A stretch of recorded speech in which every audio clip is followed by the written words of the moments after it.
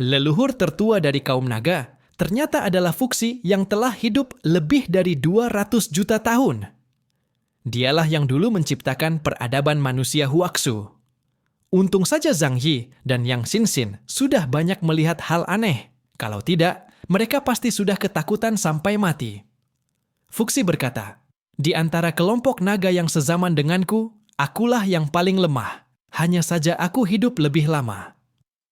Setelah melewati bencana pada satu siklus zaman sebelumnya, dengan mengandalkan umur panjangku, aku mengambil alih tugas sebagai malaikat, membimbing kalian, generasi ke-6 dari garis keturunan manusia, untuk bertumbuh.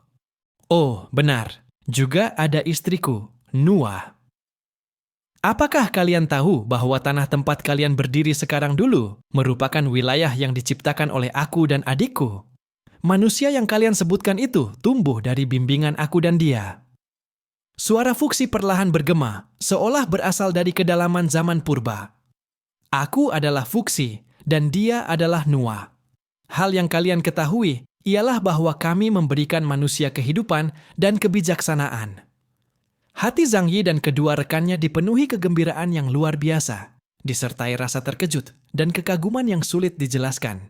Nama Fuxi bagi manusia dalam peradaban Huaxu adalah mitos, leluhur, dan pendiri sepanjang aliran sejarah. Kata Huaxu sendiri berasal dari marga Fuxi, dan kini sosok legendaris itu benar-benar berdiri di hadapan mereka. Kalau begitu, apakah Nuwa masih ada? Zhang Yi tak tahan untuk bertanya. Fuxi menggeleng pelan. Kehidupan abadi adalah kemampuanku. Sedangkan dia telah pergi di telan waktu. Yang Xinxin berbisik, Fuxi itu ayah, Nuwa itu ibu. Saat manusia pertama kali belajar berbicara, yang mereka panggil adalah nama keduanya. Karena itu, dua nama itu dijadikan sebutan bagi sosok yang membesarkan mereka.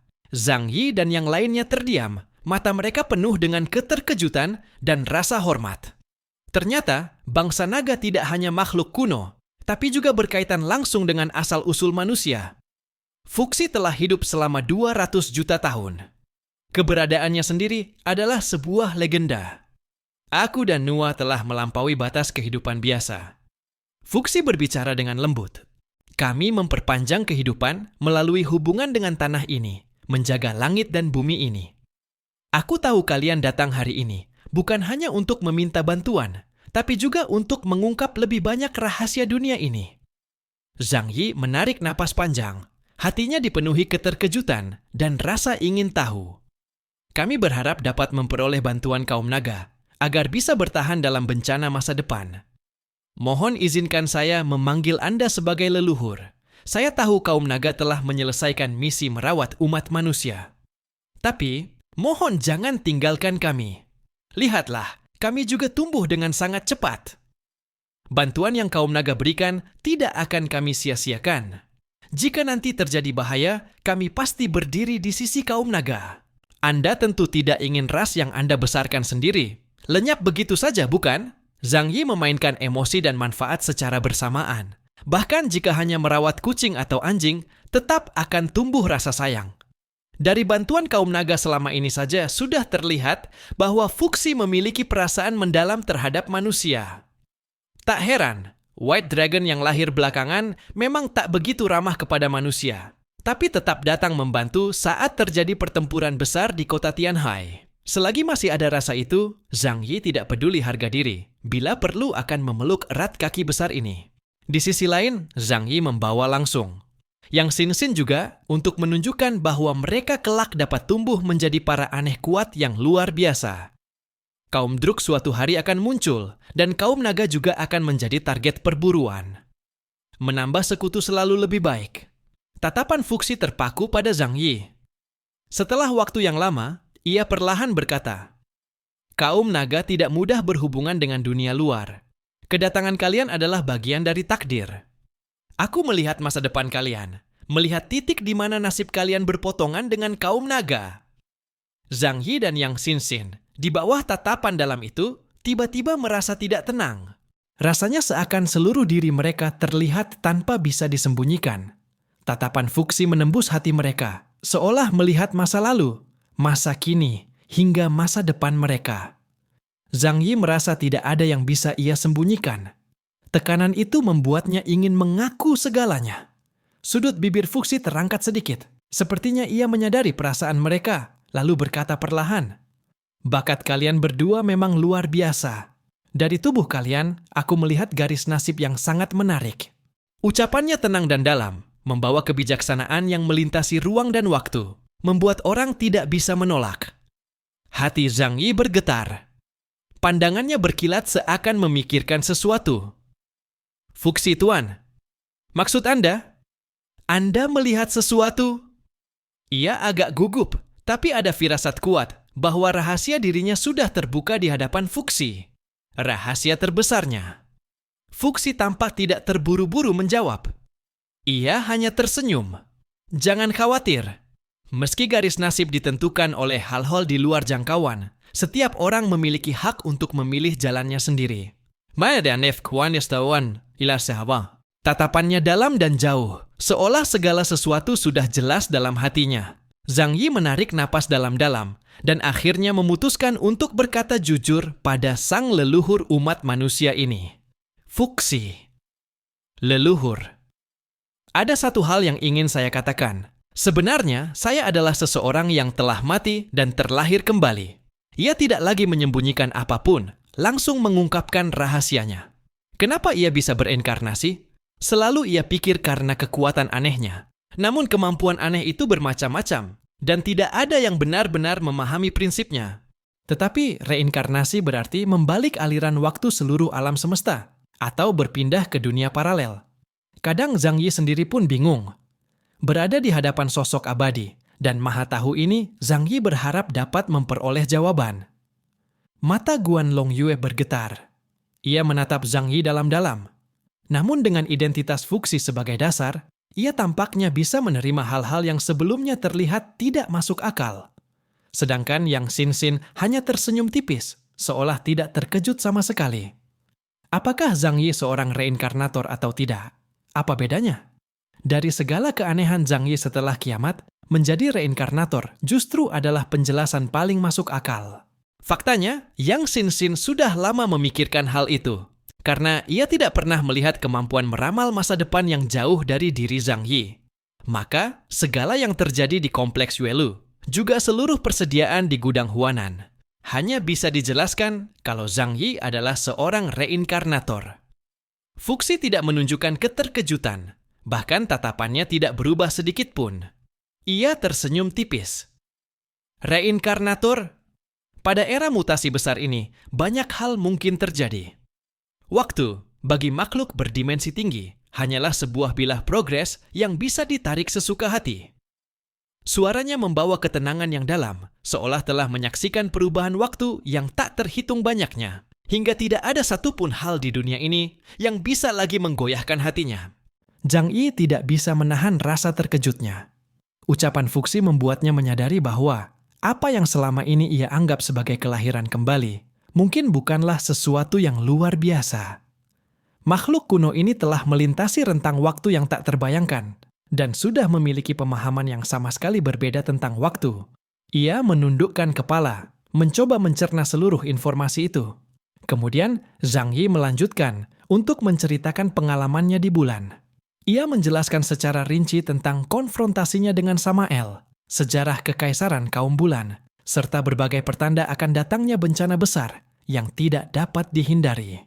Ia menyampaikan apa saja yang ia lihat dan dengar di bulan, berharap Fuxi dapat memberinya sedikit petunjuk untuk membantu mereka menghadapi bencana yang akan segera tiba. Fuxi mendengarkan hingga tuntas, tetap mempertahankan sikap tenang dan stabil. Tidak perlu terburu-buru, ceritakan saja perlahan. Ia berkata, "Waktuku jauh lebih panjang daripada kalian. Mengapa harus terburu-buru? Aku memiliki waktu dan kesabaran yang berlimpah. Apapun yang ingin kau sampaikan, aku akan mendengarkan." Suaranya seperti bisikan dari lautan waktu, dipenuhi kebijaksanaan yang amat mendalam. Zhang Yi dan Yang Xin saling berpandangan, hati mereka dipenuhi rasa lega yang tidak bisa dijelaskan. Reaksi Fuxi tidak seperti yang mereka bayangkan, bukan dingin dan acuh, melainkan penuh pengertian dan toleransi.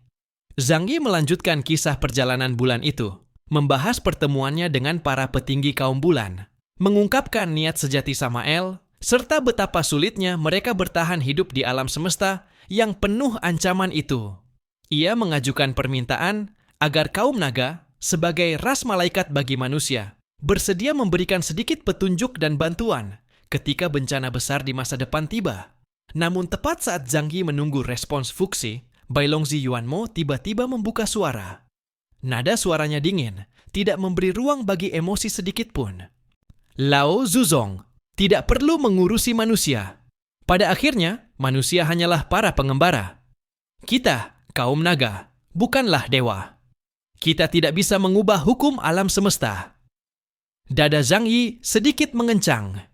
Ia menjadi tegang. Ia tahu benar bahwa sikap dingin kaum naga bukannya tanpa alasan. Mereka telah ada selama jutaan tahun, jauh lebih lama daripada manusia. Dan karenanya jauh lebih memahami betapa kejam dan tanpa ampun alam semesta ini. Namun ia tidak ingin nasibnya, juga nasib teman-temannya, dibiarkan begitu saja. Ia sangat paham bahwa tanpa bantuan kaum naga, mereka akan berada dalam bahaya besar. Tetapi di luar dugaan, Fuxi tidak menunjukkan sedikit pun kemarahan. Ia justru tampak sama sekali tidak terpengaruh. Ia perlahan menoleh pada Zhang Yi, dan seberkas cahaya hangat muncul di matanya. Di tubuh kalian berdua, aku melihat masa depan yang sangat menarik. Ia berkata dengan tenang, kalian bukan sekadar orang-orang istimewa di antara manusia. Kalian adalah kunci dari pertempuran takdir di masa depan. Mungkin justru kalianlah yang mampu membawa harapan baru bagi dunia ini. Jantung Zhang Yi bergetar. Perkataan Fuxi kepadanya terasa seperti sebuah wahyu, seakan-akan beban takdir itu memang telah ditetapkan pada mereka sejak awal. Hatinya dipenuhi tekad. Meski masa depan masih dilingkupi misteri, ia tahu dirinya tidak boleh mundur. Fuxi melanjutkan, karena itu, aku bersedia membantu kalian. Fakta bahwa kalian mampu sejauh ini membuktikan bahwa takdir kalian terkait erat dengan kaum naga. Kami dapat memberikan arah dan petunjuk, tetapi kekuatan kalian sendiri akan menjadi kunci kesuksesan kalian. Bailongzi Yuanmo tetap tanpa ekspresi, tetapi Zhang Yi tahu keputusan Fuxi sudah final. Mungkin kaum naga tidak akan turun tangan terlalu dalam, tetapi setidaknya mereka telah diberikan sebuah kesempatan. Fuxi terdiam sejenak sebelum akhirnya berbicara. Pergilah. Dengan membawa takdir kalian, berjalanlah menuju masa depan. Di bawah bimbingan Fuxi, Zhang Yi, Yang Xinxin, dan Guan Longyue merasakan seolah ada kekuatan yang masuk ke dalam diri mereka. Seakan seluruh sejarah dan kebijaksanaan kaum naga sedang memperkuat tekad mereka. Suara Fuxi bergema dalam hati mereka, membawa kekuatan serta harapan yang dalam. Zhang Yi, Yang Xinxin, dan Guan Longyue meninggalkan gua tempat Fuxi berada. Mereka menembus puncak gunung yang dipenuhi kabut. Hati mereka penuh campuran rasa haru dan sukacita. Percakapan dengan Lao Zuzong Fuxi barusan telah mengguncang mereka sampai ke dasar hati, terutama tentang takdir dan jalur masa depan, seolah menandakan bahwa takdir mereka akan berkelindan dengan kaum naga. Namun hati mereka tidak menjadi lengah setelah memperoleh janji itu. Justru karena mereka mendapat secercah harapan, rasa tanggung jawab dalam diri mereka menjadi semakin berat. Rasa persaudaraan, rasa terikat. Hal-hal semacam ini harus saling dibalas. Jika bantuan datang hanya dari satu pihak, itu akan mengikis hubungan itu. Maka sebelum Zhang Yi dan kelompoknya mampu memberi bantuan pada kaum naga dalam waktu yang panjang, besar kemungkinan mereka hanya punya satu kesempatan untuk meminta bantuan kaum naga. Setelah mereka pergi, Bailongzi Yuanmo masih berdiri di sana, menatap arah kepergian ketiga manusia generasi ke-6 itu dengan ekspresi dingin.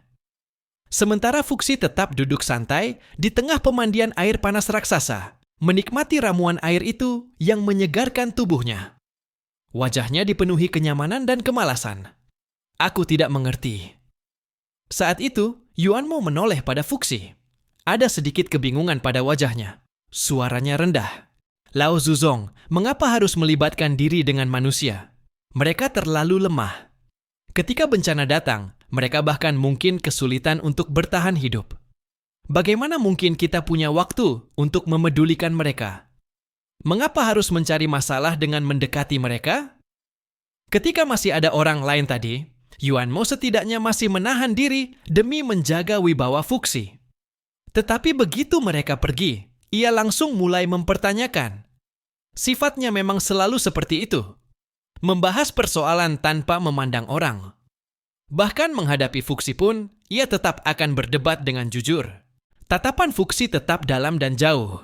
Ia sedikit memiringkan tubuh, menundukkan kepala naga raksasanya untuk memandang Yuanmo. Suaranya dalam dan stabil. Kau pikir aku memilih membantu mereka hanya karena belas kasihan? Yuanmo mengernyit. Memangnya bukan begitu? Tentu saja bukan. Ucap Fuxi. Aku melihat jalur takdir. Pada masa depan yang jauh, manusia juga akan membantu kaum naga. Takdir selalu berubah. Kaum naga pun tidak bisa menjamin kedamaian abadi. Jika kita bisa mendapatkan sekutu yang baik, itu sama sekali bukan hal buruk bagi kita. Kau lihat, meski mereka belum cukup kuat saat ini, potensi besar tersembunyi dalam diri mereka. Dan mereka adalah bagian paling penting dari bencana besar yang akan melanda dunia ini. Alis Yuanmo semakin mengerut. Ia masih belum sepenuhnya memahami penjelasan Fuxi. Perlahan ia bertanya, bukankah Anda adalah keberadaan abadi? Selama Anda ada, kaum naga tidak akan musnah. Mengapa perlu bergantung pada manusia? Sehebat apapun mereka, mana mungkin mereka melebihi Anda? Mata Fuxi menjadi semakin dalam, seperti sedang menatap jauh melintasi sungai waktu itu sendiri. Ia berucap pelan, itulah jalur takdir. Sang pencipta tidak akan mengizinkan keberadaan yang abadi. Baik kaum Deluk, kaum Yihen, ataupun kami, para ras cerdas dari generasi penerus, semuanya akan menjalani ujian takdir yang tidak bisa dihindari. Keberadaan abadi akan ditelan oleh waktu. Semua akan hancur pada akhirnya. Tetapi pada diri Zhang Yi dan Yang Xinxin, dua anak kecil itu, aku melihat kemungkinan untuk mengubah jalur itu. Yuanmo tertegun. Ia jelas tidak menyangka Fuxi akan memberikan jawaban seperti itu. Lalu ia tampak teringat sesuatu. Matanya menyempit drastis, menatap Sang Lao Zuzong yang abadi itu. Tubuhnya bergetar hebat karena ketakutan yang tiba-tiba menyerangnya.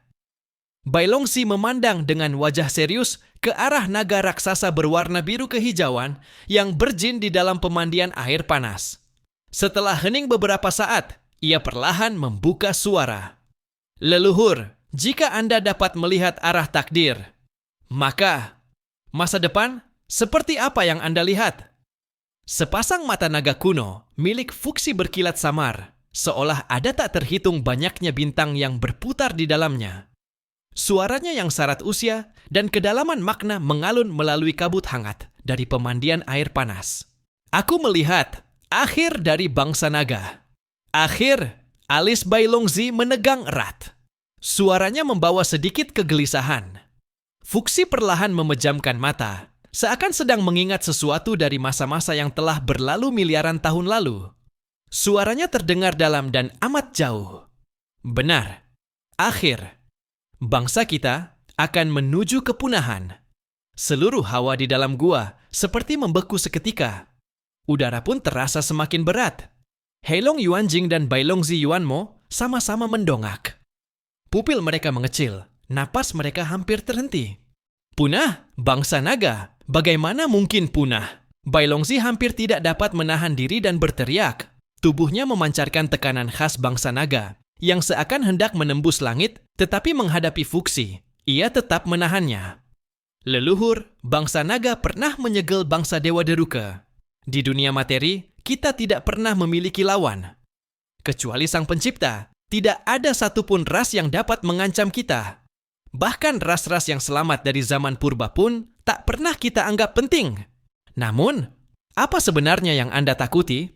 Mendengar pertanyaannya, Fuxi membuka mata. Di dalam tatapannya, terpancar seberkas kesedihan dan keletihan yang amat tua. Yuanmo, kau masih terlalu muda. Kau belum pernah melihat keruntuhan dunia. Kau belum pernah melihat betapa mengerikannya kekuatan bangsa Deruke. Alam semesta ini tidak sesederhana seperti yang kau lihat. Pada era yang telah berlalu, bangsa Deruke bahkan tidak semenakutkan sekarang. Ia sedikit mengangkat kepalanya. Suaranya seolah menembus miliaran tahun waktu. Sebelum bangsa naga lahir, alam semesta ini memiliki banyak ras agung. Kekuatan mereka amat luar biasa, cukup untuk menandingi Deruke. Kalian mengira Deruke adalah ras dewa yang tak tertandingi, tetapi mereka pun pernah terdesak hingga ke ujung kehancuran. Jantung Bailongzi serasa terguncang. Bahkan Heilong yang selalu tenang pun perlahan mengangkat kepala, menampakkan keseriusannya. Fuxi melanjutkan. Misalnya generasi keempat, kaum Yak. Mereka dahulu adalah kejayaan paling gemilang di seluruh alam semesta. Kaum itu diciptakan oleh Kagaku khusus untuk memusnahkan Deruke. Pada masa itu, bangsa Deruke tidak sekuat sekarang. Kaum Yak pernah menekan mereka selama 10 miliar tahun penuh. Seluruh dunia terselimuti kobaran perang itu. Benua terbelah, tak terhitung banyak negara berubah menjadi debu. Kaum Yak hampir memusnahkan Deruke sepenuhnya. Namun pada akhirnya, mereka tetap gagal. Air pemandian beriak lembut, memantulkan bayangan raksasa dan kuno milik Fuxi. Kehidupan bangsa Deruke kuat hingga nyaris abadi. Mereka dapat mempertahankan diri dalam segala bentuk, bahkan berubah menjadi energi murni, bersemayam di dalam materi, menunggu kebangkitan. Kaum Yak kalah, padahal mereka memiliki teknologi dan kekuatan tempur sebanding dengan Iheng, serta kekerasan yang hampir mencapai bangsa Deruke. Namun ujungnya tetaplah kehancuran. Tatapan Bailongzi berubah dari terkejut menjadi penuh hormat dan ketegangan. Ia kemudian bertanya dengan suara serak, "Jadi, bahkan kaum Yak yang begitu kuat pun punah?" "Benar." Suara Fuxi dipenuhi kesedihan tak berujung. Era bangsa Yak telah berakhir. Namun bangsa Deruke terus tumbuh dan berevolusi. Mereka melahap energi, melahap peradaban, melahap bahkan takdir itu sendiri. Berapa kali pun mereka disegel, mereka akan kembali. Berapa kali pun mereka ditindas, mereka akan muncul lagi. Dan setiap kali mereka bertahan dari ambang kehancuran, mereka akan menjadi lebih kuat. Itulah hal yang paling menakutkan dari mereka. Lalu, bagaimana dengan bangsa naga? Suara Bailongzi merendah, membawa ketakutan yang tertekan. Bukankah pada perang purba, kita yang menyegel mereka? Mengapa kita harus punah? Bangsa Deruke meski bangkit kembali, tidak mungkin sepenuhnya terjaga di dunia materi. Fuxi perlahan menghela napas. Suaranya seakan datang dari ujung ruang dan waktu. Yuanmo, bangsa Deruke bukanlah kehidupan. Mereka adalah hukum kebalikan dari alam semesta. Sebuah bug. Mereka tidak termasuk pada keberadaan, melainkan pada kemestian. Selama dunia materi ada, mereka hampir mustahil mati sepenuhnya. Mereka adalah bayangan alam semesta. Tak mungkin hilang. Pernah ada sebuah perumpamaan yang Zhang Yi gunakan untuk menggambarkan bangsa Deruke. Jika alam semesta adalah satu makhluk hidup, maka berbagai ras kehidupan adalah sel-sel metabolisme. Sedangkan Deruke adalah sel kanker. Sel kanker yang menolak mengikuti siklus alami, menolak musnah dengan sendirinya, dan memilih hidup tanpa batas, bahkan jika itu berarti menghancurkan sang pencipta. Sedangkan bangsa naga, kami hanyalah ras ketertiban yang diciptakan sang pencipta untuk menjaga keseimbangan. Ketertiban bersifat terbatas, namun kekacauan adalah abadi. Pada era ini, bangsa Deruke yang kembali muncul jauh lebih kuat dibanding yang kami segel 200 juta tahun lalu.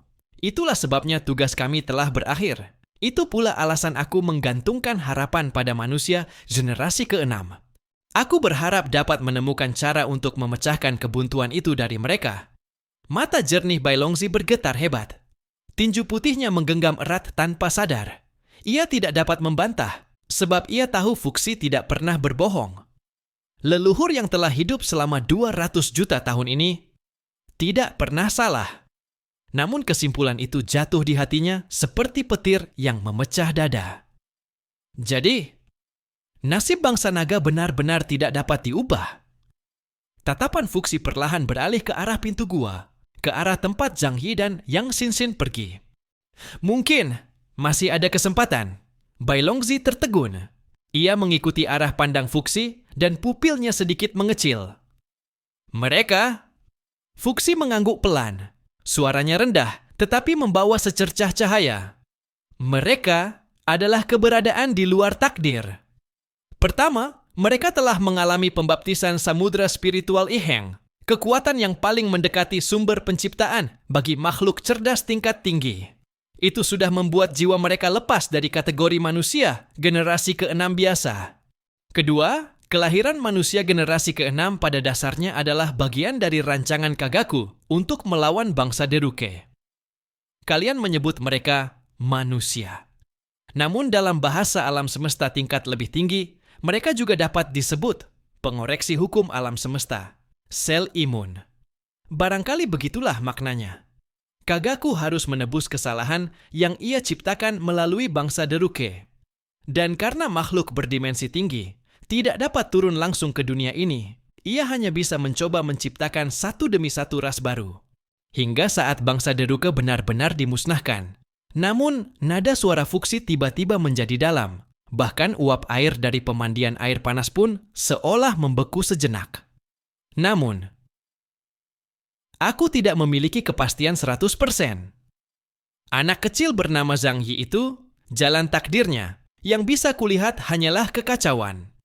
Itu adalah sebuah kabut yang bahkan aku sendiri tidak dapat mengintipnya. Ini menjelaskan bahwa dia tidak berada di dalam roda reinkarnasi takdir. Bai Longzi tertegun, menatap Zhang Yi dengan tatapan tak percaya. Di luar takdir?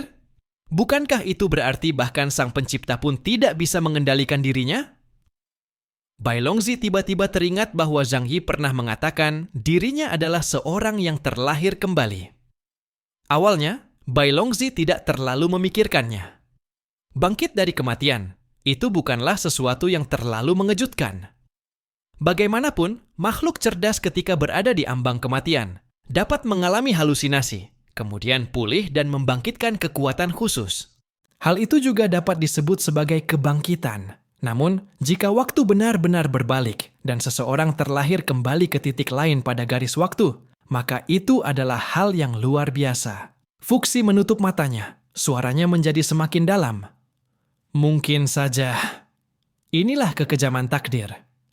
Orang yang berada di luar takdir, entah adalah kunci keselamatan atau justru awal dari kehancuran. Aku tidak bisa melihat tembus takdirnya. Jadi, dia mungkin mampu menciptakan keajaiban. Bai Longzi tenggelam dalam keheningan.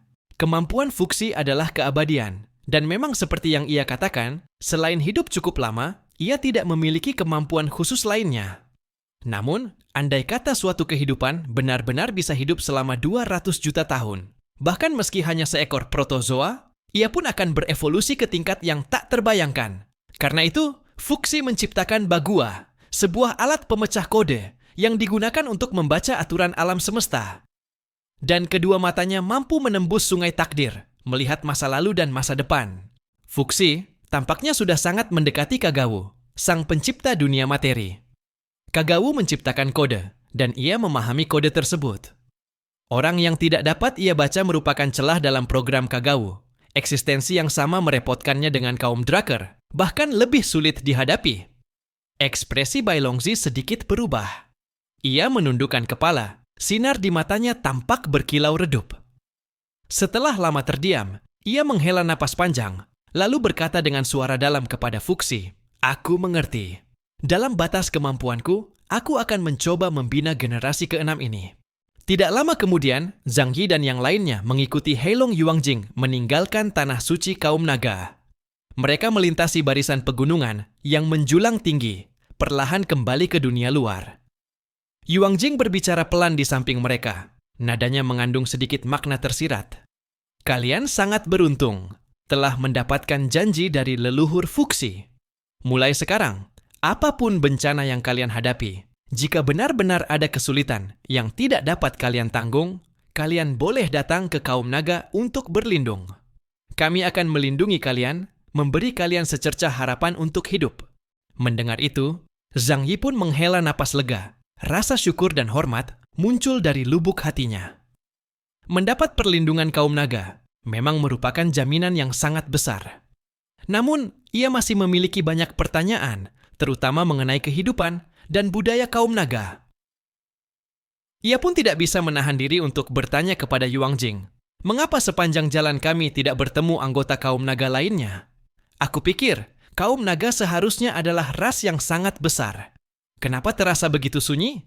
Yuangjing meliriknya sekilas, suaranya datar.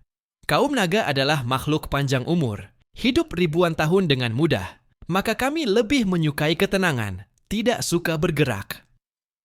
Pegunungan dan gua yang kau lihat, semuanya adalah tempat tinggal kaum naga selama generasi. Kami tidak seperti manusia yang hidup berkelompok, ramai dan bising.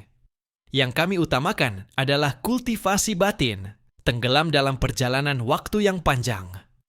Ia terdiam sejenak, lalu menambahkan, kalian bisa menganggap tempat ini sebagai surga tersembunyi kaum naga. Tidak ada gangguan dari ras lain, dan kami pun jarang keluar. Zhang Yi mengangguk. Meskipun tidak sepenuhnya memahami, ia bisa merasakan keseriusan dan kebanggaan dalam kata-kata Yuangjing. Kaum naga memang berbeda dari manusia, sunyi, kuno, dan abadi. Di bawah bimbingan Yuangjing, mereka perlahan kembali ke dunia bawah Qinling. Saat menoleh ke belakang, negeri kaum naga terasa begitu misterius dan dalam. Hati Zhang Yi dipenuhi harapan, juga sedikit ketegangan. Jalan ke depan mungkin penuh tantangan. Namun bagaimanapun juga, sejak mendapat perlindungan kaum naga, setidaknya hari-hari mendatang memiliki lebih banyak jaminan. Tidak perlu lagi terlalu waspada setiap saat.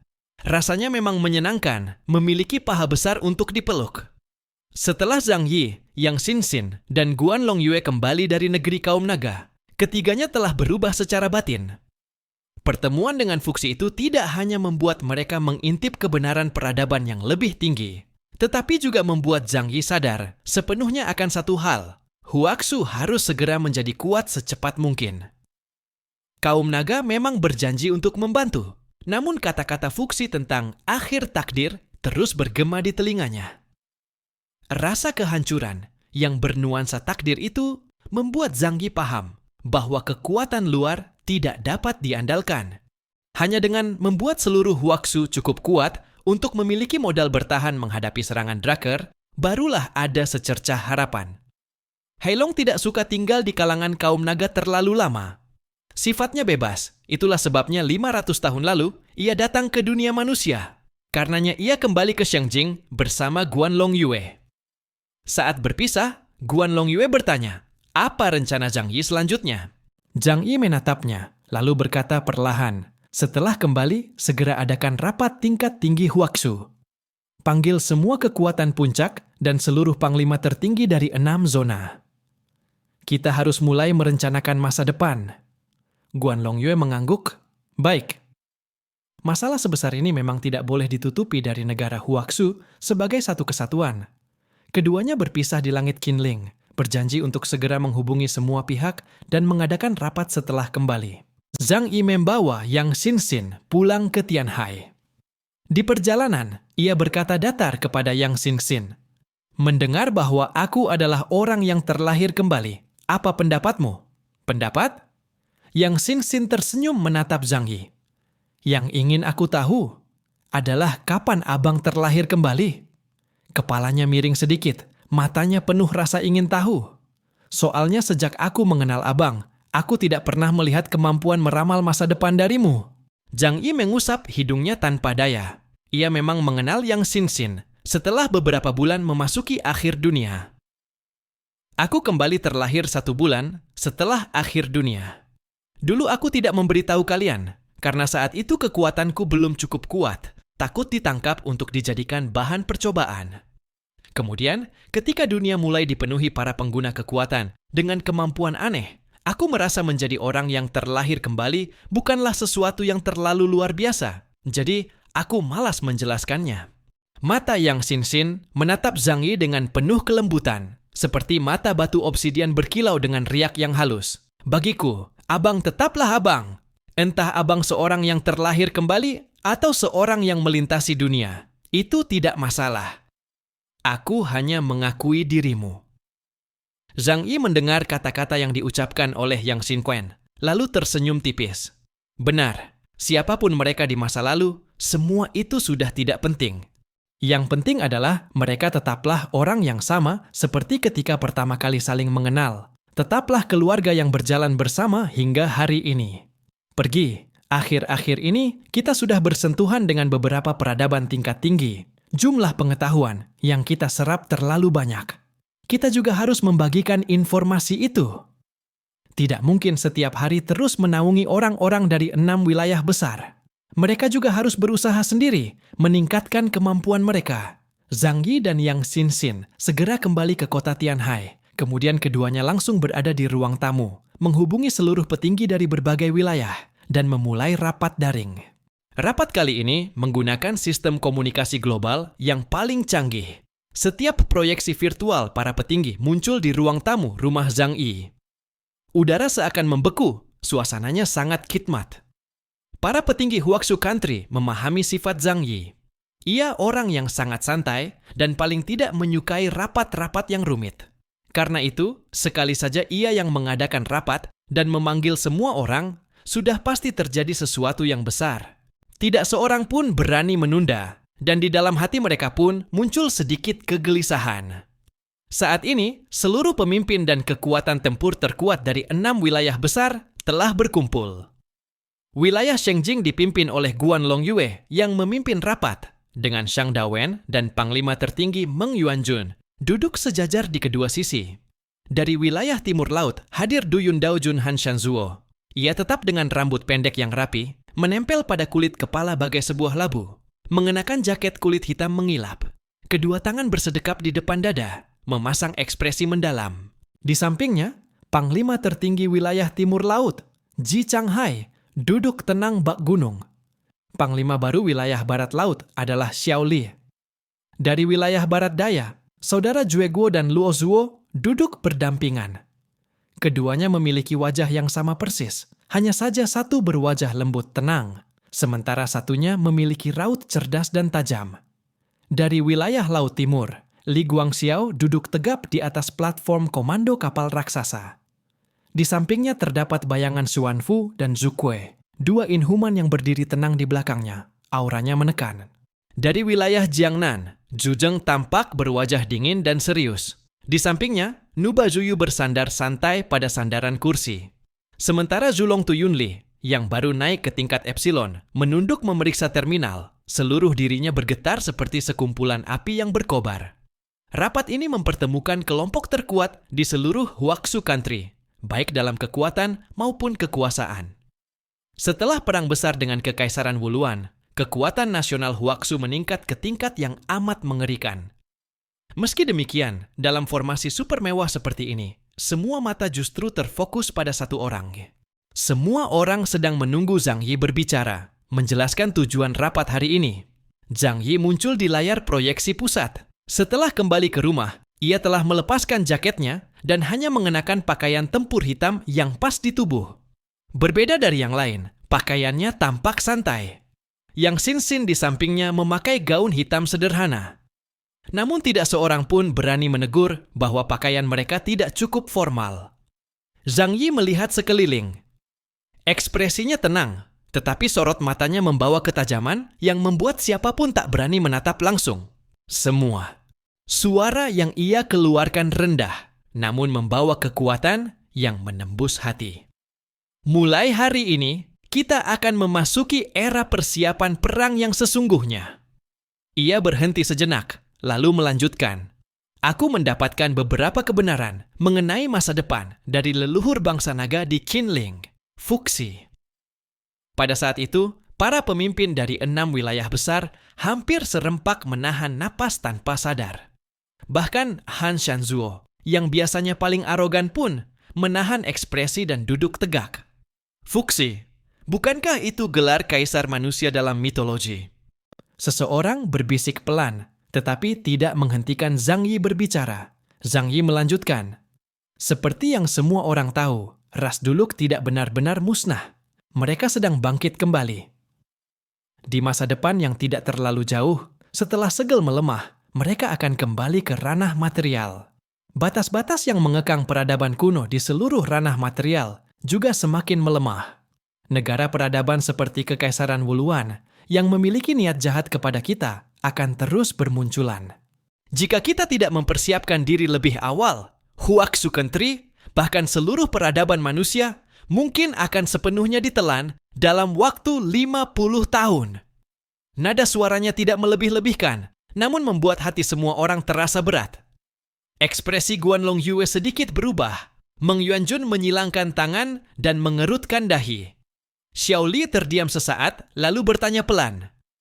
Perkataan itu dikatakan oleh bangsa naga? Zhang Yi mengangguk. Benar, itu diucapkan langsung oleh Fuxi. Bangsa naga pernah berperang melawan ras Duluk selama miliaran tahun.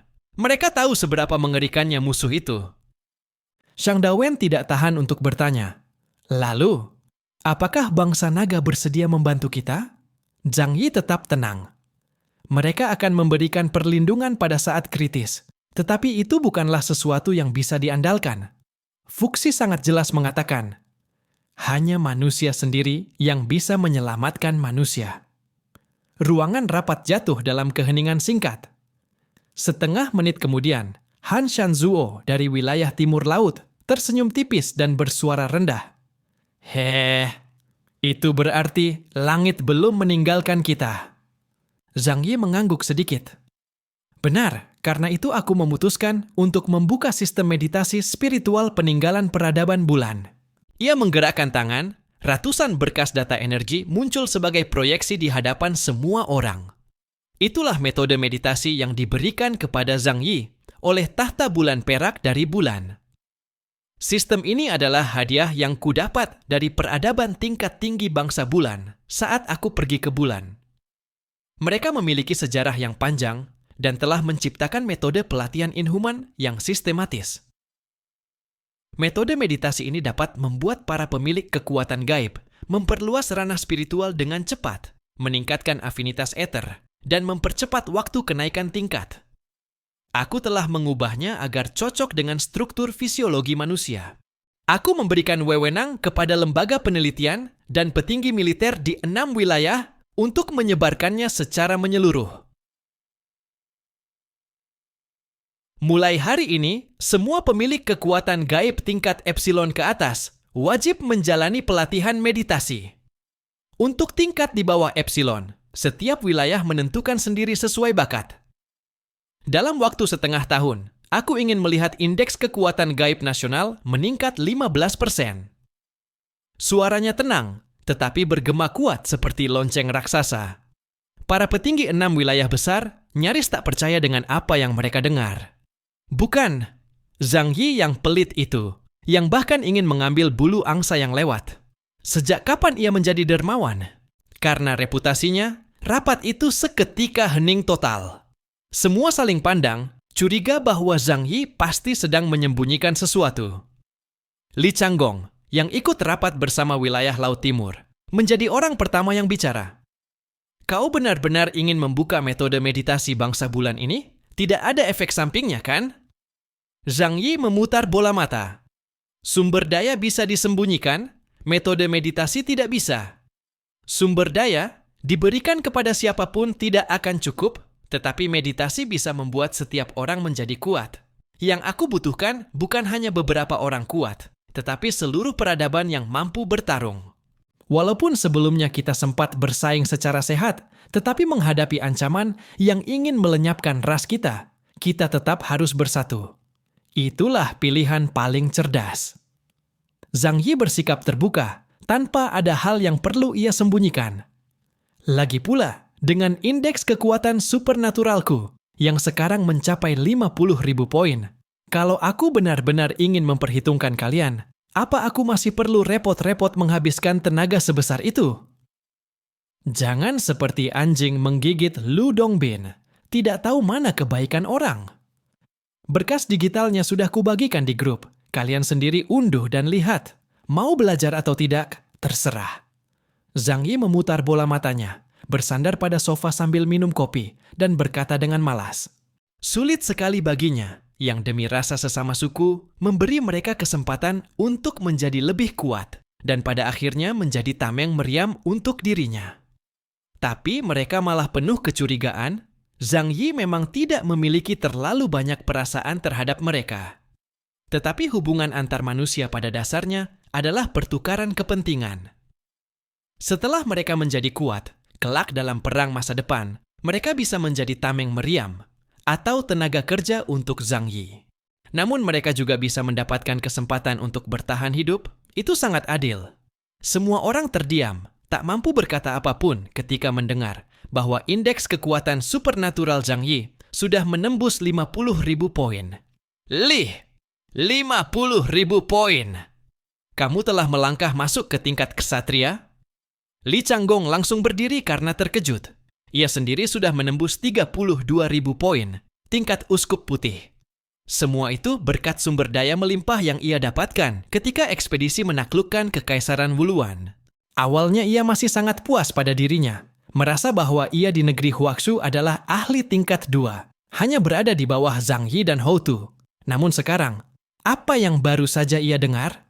Zhang Yi, 50.000 poin, hampir 20.000 poin lebih tinggi dari dirinya. Apakah ini masih manusia? Tingkat ksatria adalah level yang setara dengan Panglima Besar Kekaisaran Wuluan, Zheng Lao. Seseorang yang mampu, dengan kekuatan sendiri, menghancurkan seluruh negeri Huaxu. Kini, di negeri Huaxu lahir monster seperti ini. Bagaimana mungkin orang-orang tidak terkejut? Namun, selain terkejut, yang lebih besar adalah rasa gembira. Zhang Yi memang sedikit suka hidup aman, tetapi pada dasarnya ia tidak akan memulai konflik dengan siapapun. Ia memperhatikan hubungan sesama negara, dan ketika mereka mendapat masalah, ia bahkan bisa melindungi mereka. Karena itu, meski ada rasa iri, pada akhirnya ini tetap merupakan hal yang baik. Li Changgong duduk kembali dengan mata agak kosong. Tatapannya pada Zhang Yi penuh dengan rasa iri, kagum, namun ia tidak berani membenci. Orang-orang lain menatap Zhang Yi dengan rasa hormat yang jauh lebih besar. Ketika kekuatanmu sedikit lebih tinggi dari sekelilingmu, mereka akan iri. Namun ketika kamu tumbuh ke ketinggian yang tak bisa mereka capai, mereka hanya bisa menatapmu dengan rasa hormat. Han Shanzuo meletakkan kedua tangannya di meja, mengernyit, lalu berkata dengan sangat serius, "Aku rasa apa yang dikatakan kakak Hundun benar. Pendapatnya adalah pendapatku. Siapa yang setuju? Siapa yang menolak?" Yang lain melirik Han Shanzuo, jelas memandangnya dengan tatapan yang berkata, "Dasar penjilat, apa urusanmu ikut menimpali?" Zhu Zeng tersenyum tipis. "Kalian semua tahu, aku dan Hundun selama ini satu hati satu tubuh. Baik buruknya tidak ada bedanya dengan satu orang. Jadi, apapun yang ia katakan bisa mewakili aku, juga mewakili seluruh wilayah Jiangnan. Segala macam pujian dan kata-kata manis bermunculan. Pada saat seperti ini, siapa yang berani tidak tahu diri?" Zhang Yi menggosok-gosok jarinya. "Pokoknya, metode meditasi bulan ini hanya menguntungkan kalian tanpa kerugian. Pelajari baik-baik, bagaimana menggunakannya terserah kalian. Yang ingin kulihat hanyalah hasil. Tapi jangan sampai nanti tiap kali kena masalah, kalian hanya tahu datang memintaku menolong." Semua orang mengangguk. Terhadap metode meditasi bulan ini, rasa penasaran mereka segera bangkit. Xiaoli langsung mengunduh satu salinan, lalu melirik sebentar. "Tuan Hundun, bisakah Anda kasih tahu bagaimana memakai ini? Kalau sudah belajar, apakah aku bisa langsung menghajar musuh sampai hancur?" Zhang Yi ikut tertawa. "Bisa menghajar atau tidak, itu tergantung apakah otakmu bisa tenang atau tidak. Kalau mentalmu tidak stabil, hari pertama saja kamu sudah bisa kehilangan kendali." Seluruh ruangan tertawa, ketegangan pun mereda. Namun Jue Guo dari wilayah barat daya merapatkan kedua telapak tangannya dan memberi hormat sambil berkata khusyuk, "Jika metode ini benar-benar bisa menghubungkan lautan energi spiritual, maka ini adalah jalan yang melampaui reinkarnasi. Kaum Buddha pun seharusnya mempelajarinya." Luo Zhuo mengangguk setuju. "Jika bisa meningkatkan kemampuan spiritual keseluruhan, maka kami dari aliran Tantrayana bersedia memilih orang-orang berbakat untuk mempelajarinya dan menyebarkannya." Zhang Yi mengangguk berkata datar, "Baik, semakin cepat semakin baik." Ia lalu menyapu seluruh ruangan dengan pandangan mantap dan penuh ketegasan. "Semua orang, 30 tahun ke depan, akan menjadi masa paling berbahaya dalam sejarah peradaban manusia. Baik Druk maupun ras-ras kuno yang memendam kebencian kepada kita, mereka semua adalah para perampas yang benar-benar ada. Mereka tidak akan bicara baik-baik dengan kita, tidak akan menandatangani perjanjian, dan tidak akan berbelas kasih. Satu-satunya jalan adalah membuat negeri Huaksu menjadi peradaban yang bahkan para dewa pun segan menghadapi sebelum mereka kembali. Aku mohon kalian untuk benar-benar mengingat ini. Mulai sekarang, perang sudah dimulai. Perang sudah dimulai. Kalimat itu seperti genderang perang yang menghantam dada setiap orang. Begitu kata-katanya selesai, semua proyeksi orang-orang itu berdiri serempak. Para komandan dan para pengguna kekuatan supernatural dari 6 wilayah menjawab dengan lantang. Baik, kami pasti akan melaksanakan perintah Tuan Hundun. Zhang Yi mengangguk puas melihat sikap mereka. Namun tatapannya tetap dingin dan tegar. Ia tahu, ini baru prolog. Kemampuan para manusia istimewa dari 6 wilayah ini bisa meningkat sampai seberapa jauh. Itu bukan sesuatu yang bisa ia kendalikan. Memberikan saran dan metode meditasi sudah merupakan batas paling jauh dari apa yang ia bersedia lakukan. Badai yang sesungguhnya sedang mendekat. Dan setelah ini, sebagian besar waktunya akan ia curahkan pada kota Tianhai dan pada dirinya sendiri. Setelah rapat berakhir, malam itu juga, malam menggantung rendah. Di kota Tianhai, Villa Zhang Yi diterangi cahaya hangat. Sinar pantulan salju menerpa kaca tebal, sementara di dalam ruangan menyebar suasana lembut yang menenangkan hati. Zhang Yi duduk di tengah ruang tamu. Di atas meja panjang di depannya terdapat peralatan teh dan sebuah lampu proyeksi energi spiritual. Cahaya biru samar dari lampu itu memantulkan ketenangan di wajah semua orang. Sofa telah dipenuhi sosok-sosok yang sangat akrab, Yang Xinxin, Lukeran, Xupangzi, dan Huahua. Bahkan Bai Li Changqing, Deng Shentong, serta beberapa anggota inti yang pernah mengikuti Zhang Yi keluar, masuk maut juga hadir lengkap. Semua orang diam, menatap Zhang Yi, menunggu ia berbicara. Zhang Yi mengangkat kepala, menatap mereka satu persatu. Suaranya tenang, namun penuh kekuatan yang tidak bisa diabaikan. Mulai hari ini, aku akan meningkatkan kekuatan tempur gabungan kota Tianhai secara menyeluruh. Semua orang tersentak. Zhang Yi melanjutkan, seluruh dunia sedang menyiapkan badai baru. Musuh kita bukan lagi hanya ras asing atau sisa-sisa peradaban di bumi, tetapi ancaman yang datang dari dimensi lebih tinggi. Negeri Huaksu sudah kukerahkan, namun semua yang ada di kota Tianhai adalah fondasiku. Kalian semua adalah keluarga dan rekan yang telah mengikutiku bertahun-tahun. Kalian adalah yang paling kuperhatikan. Kita harus menjadi cukup kuat untuk melindungi diri sendiri dari ancaman apapun. Ia mengangkat cangkir teh, menyesapnya sedikit, lalu tersenyum tipis. Selama bertahun-tahun ini, kekuatanku berkembang terlalu cepat.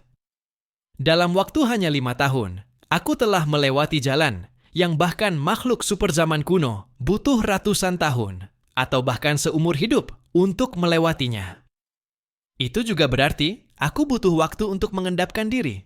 Dan selama waktu itu, aku memutuskan untuk membina kalian dengan baik.